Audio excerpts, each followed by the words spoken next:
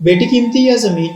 बेटे के जवाब ने बाप को लाजवाब कर दिया। बूढ़े बाप ने अपने सब बेटों को बुलाया। सारे बेटे आस पास बैठ गए। एक नजर सब पर डाली और कहने लगा, मैं अपनी जिंदगी गुजार चुका हूँ, इससे पहले कि आंखें बंद हो जाएं, अपनी जायदाद तुम में तकसीम करके जाऊंगा। सबको अच्छा खासा मिलेगा, मगर ये तुम्हारी जिम्मेदारी है कि अपनी बहनों को मजबूर करो कि वो अपने हक से दस्तबरदार हो जाए, वरना क्या होगा अब्बा जान?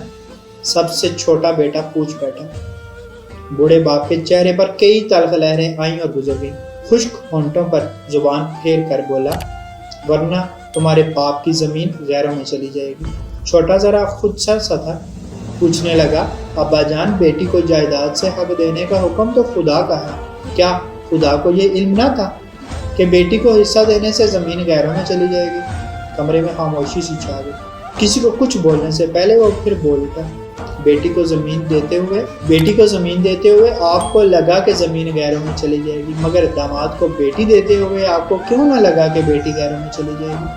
अल्लाह पाक आसानियां हासिल और तकसीम करने का शर्फ अता फरमाए। आमीन। जज़ाकल्लाह।